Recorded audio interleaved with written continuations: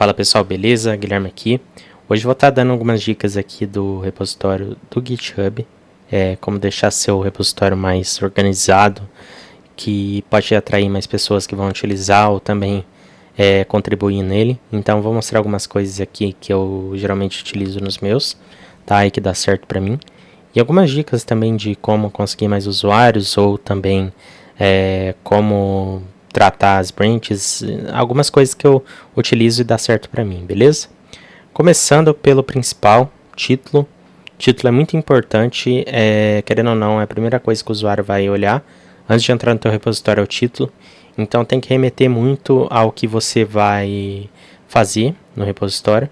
Então aqui, por exemplo, esse repositório meu, eu fiz um SDK para o Google Gemini, quando eles ainda não tinham nativo, e para .NET, tá?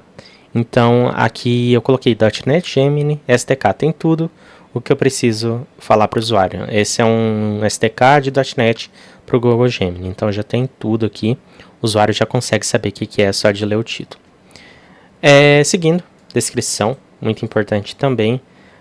Segunda coisa que o usuário pode olhar, porque ele vai saber o que teu repositório faz. Porque quando a gente entra e procura algum repositório, vamos colocar aqui Machine Learning, a gente vai ter aqui o nome do repositório e a descrição e a linguagem.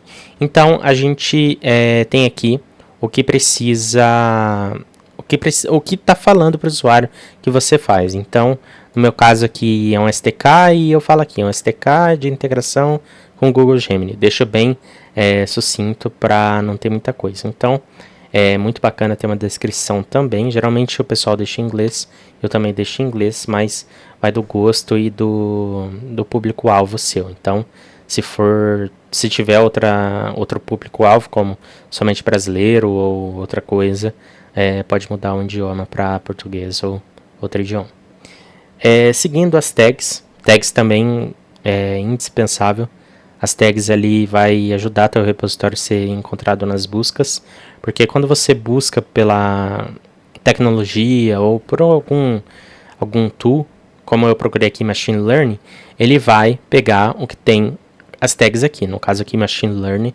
Então aqui a gente vai pegar as tags, os projetos cuja tag tem Machine Learning. Então é muito importante a gente ter isso também, porque ajuda teu repositório a ter destaque na busca, ok? Seguindo, a gente tem o README. Aqui no README é muito importante a gente ter uma introdução, como configurar ambiente, um passo a passo de como usar os métodos principais, porque o usuário, quando começar a utilizar, a primeira coisa que ele vai ver é isso. Ele vai entrar e vai ver o README para como utilizar. Então a tua porta de entrada aqui para o usuário é essa. E tem muitas coisas que a gente pode fazer aqui. A gente pode colocar logo, pode colocar bastante coisa aqui no topo, pode colocar badges aqui, esses shields. Os shields geralmente remetem a alguma informação do repositório. Então no meu caso aqui nesse eu coloquei o Nugget, a versão do Nugget, que no caso não está redirecionando, mas quando a gente clica tem que redirecionar para o Nugget, o número de downloads que foram feitos da minha biblioteca e uma introduçãozinha aqui para o usuário. E a gente tem aqui a listagem de conteúdo aqui. Como é tudo em Markdown, é bem fácil de fazer, segue sempre o mesmo padrão, então você consegue achar bastante exemplo no Google, tem como você ir fazendo o teu. Então, igual eu falei, é bom ter a questão da instalação, configuração e algumas utilizações aqui de como utilizar os métodos principais. Então, aqui no meu caso eu coloquei o que é o Google Gemini, depois coloquei como a gente pode instalar o SDK, configuração, que no caso aqui a gente coloca, no meu caso a gente coloca a API Key e o base URL, então para utilizar o SDK a gente precisa disso, então tá logo depois de instalar o SDK. É um passo a passo, então a pessoa vai ler de cima para baixo, então vai ter que instalar, depois configurar e depois utilizar. Então, instalação, configuração e depois alguns exemplos de uso. No caso aqui eu mostro como usar em injeção de dependência ou instanciação para dar override de settings, Aqui eu coloco as features, aí para cada feature eu coloco um exemplo de como utilizar. Então isso tudo é o usuário que vai utilizar. Provavelmente, vamos supor que o usuário entrou aqui e vai querer só usar um prompt para gerar qualquer coisa que seja, um text prompt. Ele vai entrar aqui e vai ver, text prompt. Vai ver aqui, vai copiar e testar no sistema dele para ver se está funcionando. Então isso é muito importante para o usuário, porque ele vai ter visibilidade ali do que ele precisa e como utilizar. Então, seguindo, a gente tem mais exemplos aqui, mas segue todo o mesmo padrão. Muito importante também é licença. Licença é indispensável para projeto open source, que vai te dizer o quanto você está disponibilizando esse projeto para outras pessoas. Então, se for licença MIT, por exemplo, você está dando todo acesso para a pessoa baixar, modificar, fazer o que ela quiser. Então, muito importante, se você quiser ter um projeto aí que é disponibilizado para o usuário e também quer ter um certo controle, tem que escolher a licença certa para não ter problema lá na frente. A gente tem um código de conduta. O código de conduta é padrão para todos os projetos, porque aqui você está como se fosse numa rede social. Você vai ter interação com outros usuários. Então, a gente tem aqui como se portar para quando está fazendo alguma coisa no projeto. Então, é bem importante.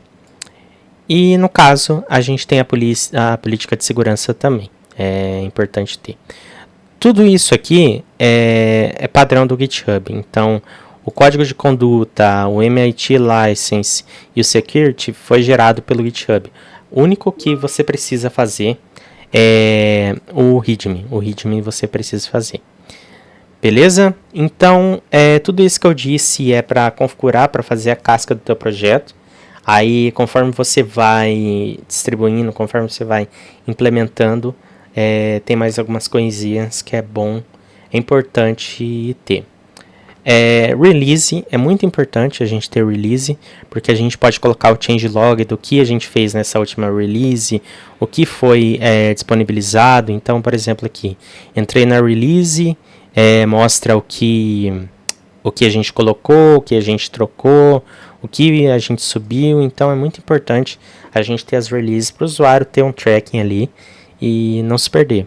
Então, porque, por exemplo, vamos supor que a gente sobe versão e não atualiza o usuário, a gente não tem uma release, só no NuGet, o usuário vai ficar perdido. Então é muito importante a gente ter isso também.